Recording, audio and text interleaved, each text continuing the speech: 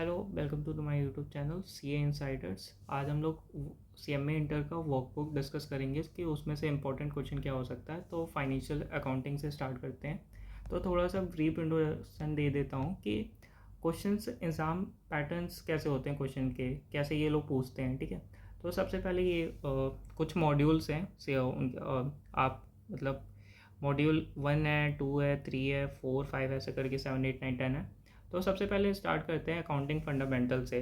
तो इसमें 4 क्वेश्चंस पूछते हैं, बेसिकली 4 चैप्टर के क्वेश्चंस पूछते हैं। पहला होता है कि आइडेंटिफाई करिए आप कैपिटल एंड रेवेन्यू ट्रांजेक्शन। ठीक है, एक क्वेश्चन इस पे पूछ देंगे 60 मार्क्स का।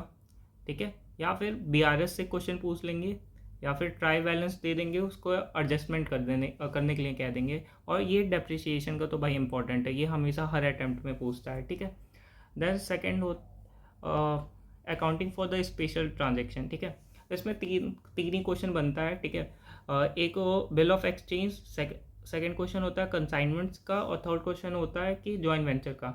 तो इसमें से तीनों में से सिर्फ एक क्वेश्चन ही देंगे लोग, या फिर कंसाइनमेंट में क्वेश्चन पूछ सकते हैं, या फिर बिल ऑफ एक्सचेंज पे पूछ सकते हैं, या फिर जॉइंट वेंचर पे एक क्वेश्चन पूछेंगे। तो उसके लिए आपको मतलब एटलीस्ट इन तीनों के लिए आपको 4 क्वेश्चन की प्रैक्टिस करनी पड़ेगी, सबकी एक एक करना, और कंसाइनमेंट की 2 क्वेश्चन प्रैक्टिस करना पड़ेगा। इसका एक से काम हो जाएगा, इसका भी एक से काम हो जाएगा, इसका 2 क्वेश्चन आपको करना पड़ेगा कंसाइनमेंट के लिए, क्योंकि कंसाइनमेंट का अच्छा क्वेश्चन ये लोग देते हैं। देन थर्ड मॉड्यूल पे आइए, प्रिपरेशन ऑफ फाइनेंशियल स्टेटमेंट। इस पे भी 3 ही टाइप के क्वेश्चंस बनते हैं। फर्स्ट होता है कि फाइनेंशियल स्टेटमेंट NPO का बनवाएंगे ये लोग। Second, financial statement incomplete record का बनवाएंगे। थर्ड, कमर्शियल ऑर्गेनाइजेशन का बना देंगे। अभी मैं क्वेश्चन दिखाऊंगा कैसे ये लोग बनवाते हैं। ठीक है, देन उसके बाद मॉड्यूल 4 में आइए, पार्टनरशिप अकाउंट्स में। ठीक है, उसमें पार्टनरशिप में देखो, एक एडमिशन ऑफ पार्टनर पे क्वेश्चन बनवाते हैं। सेकंड, डेथ पे क्वेश्चन दे देंगे, या फिर रिटायरमेंट। ठीक है, इन तीनों में से एक क्वेश्चन देंगे, उसमें एक एडजस्टमेंट जॉइंट लाइफ पॉलिसी का करवाएंगे। ठीक है, और एक ही क्वेश्चन आता है इसका। फिर उसके बाद लीज और हायर परचेज में भी इन दोनों में से मतलब ऑप्शंस में आते हैं बेसिकली ये दोनों, कि आप इसको करेंगे या फिर इसको करेंगे। ठीक है, एक क्वेश्चन आते हैं, हायर परचेज के एक क्वेश्चन आएंगे, लीज के एक क्वेश्चन आएंगे, और इजी क्वेश्चन आते हैं, मैं दिखा दूंगा अभी कैसा देते हैं ये लोग। देन थर्ड थर्ड क्वेश्चन आता है थर्ड मॉड्यूल के एक सेकेंड, हाँ, मॉड्यूल 6 के ब्रांच से एक दो क्वेश्चन इसमें भी बनते हैं। एक क्वेश्चन होता है ब्रांच अकाउंट के, फॉरेन ब्रांच से क्वेश्चन बनता है कि आपको डेटर मेथड से जो क्वेश्चन होता है वो करना रहता है। देन एक को क्वेश्चन ये डिपार्टमेंट अकाउंट से बनवाते हैं। एक ही क्वेश्चन दिखेगा आपको एग्जाम में 7 मार्क्स का, इन दोनों के टॉपिक से, मतलब ऑप्शन में होता है। देन थर्ड होता है, आप आ जाइए, इंश्योरेंस क्लेम पे एक क्वेश्चन आता है, वो भी मैं बता दूंगा कैसा आता है। अकाउंटिंग स्टैंडर्ड पे AS का थ्योरी पे एक क्वेश्चन पूछते हैं। AS 10 भी थ्योरी में पूछते हैं। थ्योरी में क्या पूछते हैं, स्कोप बता दीजिए, ऑब्जेक्टिव बता दीजिए, मेजरमेंट ऑफ कॉस्ट और रिकॉग्निशन। ठीक है, AS 12 का क्वेश्चन पूछते हैं गवर्नमेंट ग्रांट्स का। इस पर थ्योरी नहीं पूछते हैं बेसिकली, पूछ सकते हैं, इसमें बहुत कॉम्प्लिकेटेड लगता है यार इनका AS का क्वेश्चन। कभी थ्योरी पूछ देते हैं जिसमें थ्योरी मतलब AS 12 का थ्योरी तो नहीं पूछना चाहिए, बट क्या ही करूँ मैं। AS 12 और 16 ये 2 इम्पॉर्टेंट AS है। इस पे न्यूमेरिकल तो बहुत पूछते हैं, न्यूमेरिकल मतलब 80% तक रहेगा, और 20% थ्योरी पूछ सकते हैं। अब इसमें देखना पड़ेगा यार, उनका ये पैटर्न तो एकदम नहीं समझ आता है AS का। तो अब स्टार्ट करते हैं इम्पॉर्टेंट। तो पहला क्वेश्चन मॉड्यूल 1 का। ठीक है, मॉड्यूल वाइज मैं ये बता दे रहा हूँ, ये 9 मॉड्यूल है, उस तरह मैं बताऊँगा। ठीक है, तो फंडामेंटल्स अकाउंट्स में मैंने बोला था कि एक क्वेश्चन इस पर पूछेंगे, कैपिटल और रेवेन्यू ट्रांजेक्शन को आइडेंटिफाई करिए। तो इसमें मैं कहूँगा यार रीड करना है, इसमें कुछ सॉल्व नहीं करना, तो ये दोनों क्वेश्चन इनका देख लेना। ठीक है, डेप्रिसिएशन का बहुत इंपॉर्टेंट, हमेशा हर अटैम्प्ट में पूछते हैं, तो इसको डेप्रिसिएशन छोड़ के मत जाना।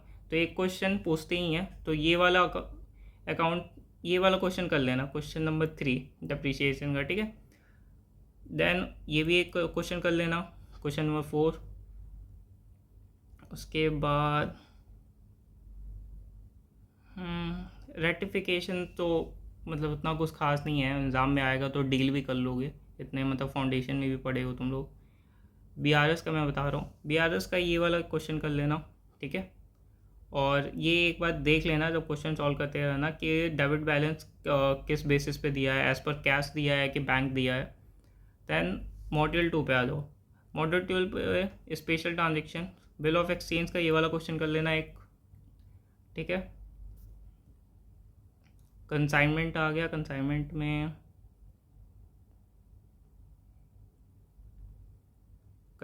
में ये एक क्वेश्चन कर लेना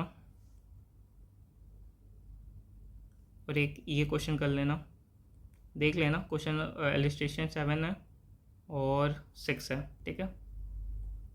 दैन जॉइंट वेंचर का क्वेश्चन 8 कर लेना, जिसमें दोनों के अकाउंट में बनाना रहता है, जॉइंट वेंचर्स दोनों पार्टी के अकाउंट में, ठीक है।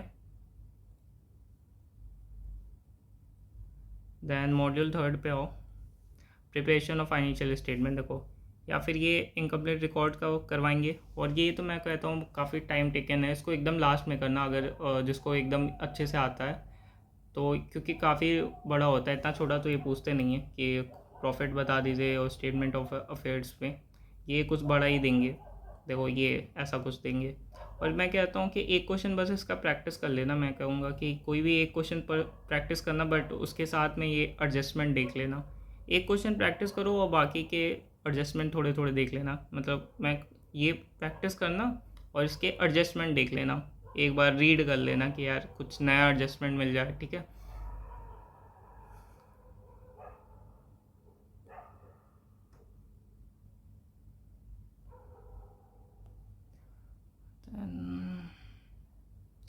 फाइनेंशियल फाइनल अकाउंट का, फाइनेंशियल स्टेटमेंट फाइनल अकाउंट का, इसमें तो अच्छे से उसमें क्या ही बनाना होता है। देखो, ट्रेडिंग अकाउंट बनाने के लिए दे देगा ट्रेडिंग पीएनएल और बैलेंस शीट, ठीक है। एक क्वेश्चन ये हो गया फाइनेंशियल स्टेटमेंट का, और एक क्वेश्चन एनपीओ का आता है, एनपीओ भी देखी जाएगा अभी थोड़ी देर में। एनपीओ के वो वाले क्वेश्चंस अभी मैं बता रहा हूँ, हाँ एनपीओ के ये वाले क्वेश्चंस कर लेना।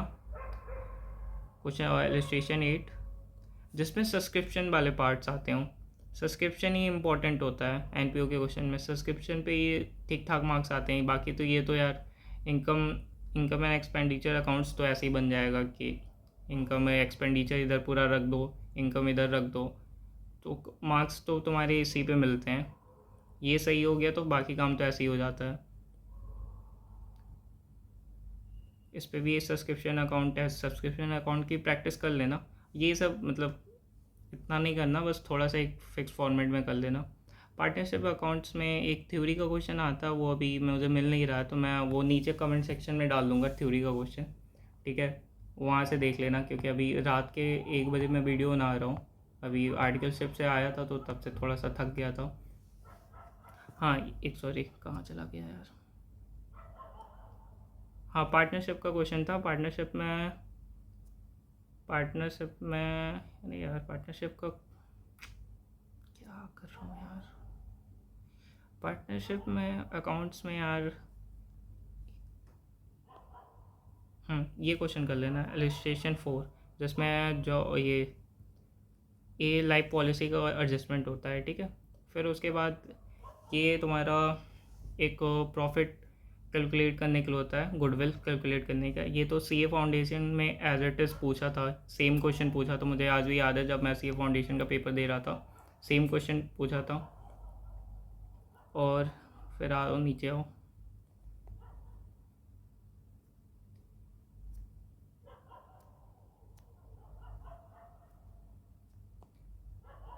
इलस्ट्रेशन 10 कर लेना।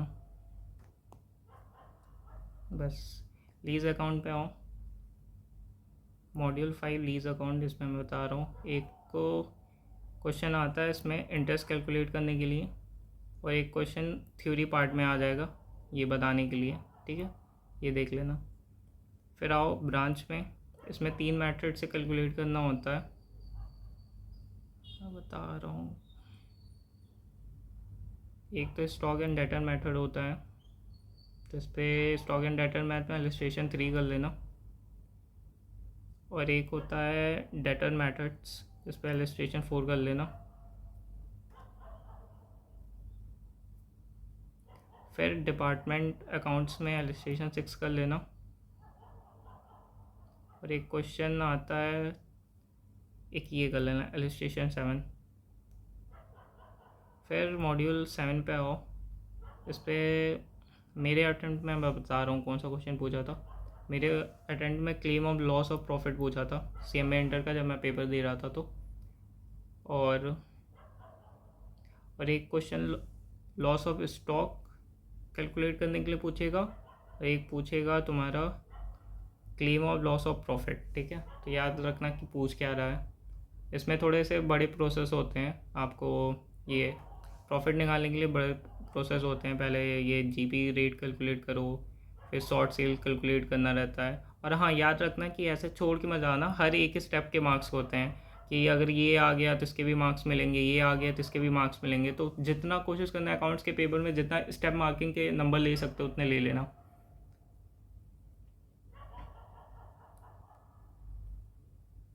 देन हायर परचेज में मैं बता रहा हूँ इसमें क्या, ये क्वेश्चन मेरे अटेम्प्ट में तो ये पूछा था, कैलकुलेशन ऑफ इंटरेस्ट पूछा था ये। और एक तुम ये रिपोजिशंस का क्वेश्चन देख लेना।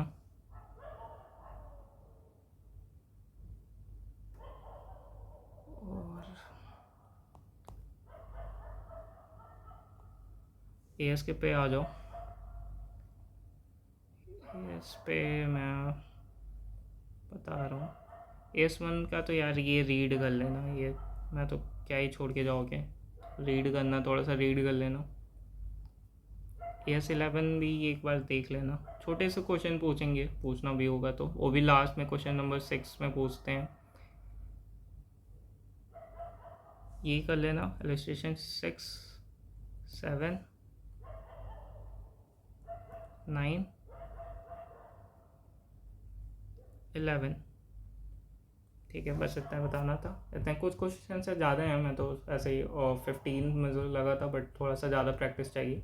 और क्वेश्चंस में क्या करना है यार, अगर कुछ अकाउंट्स में क्वेश्चन नहीं आते हैं तो उसके मतलब स्टेप मार्किंग लेते रहना। कंसाइनमेंट अकाउंट कर रहे हो तो उसके कुछ जितने पार्ट तुमको मिल रहे हैं वो पार्ट ऐसे साइड में लिखते रहना। ज़रूरी नहीं है कि सारे एडजस्टमेंट तुम्हारे सही हो, बट कुछ कुछ वैल्यू सारी जगह पुट कर दोगे नेम वोम लिख के पर्टिकुलर में, तो मार्क्स मिलते हैं। तो छोड़ के मत आना जो भी करना। और पार्टनरशिप का क्वेश्चन और इनकम्प्लीट रिकॉर्ड का क्वेश्चन एकदम लास्ट में करो तो बढ़िया है कि 30 मिनट्स बचे हैं, क्योंकि स्टार्टिंग में उठा लोगे और वही एक क्वेश्चन में फंस जाओगे तो बहुत दिक्कत होता है। मेरे CA इंटर का जब मैं पेपर दे रहा था तो मैंने उठाया था इनकम्प्लीट रिकॉर्ड्स का। मैंने सोचा था 14 मार्क्स के CA में पूछते हैं, तो मैंने सोचा था कि तुरंत कर लूँगा, बट 40 मिनट्स मेरे चले गए थे उसी एक क्वेश्चन में। तो इसलिए मैं कह रहा हूँ कि वो सब अवॉइड करना, एकदम लास्ट में करना है। ठीक है, चलो ठीक है, थैंक यू।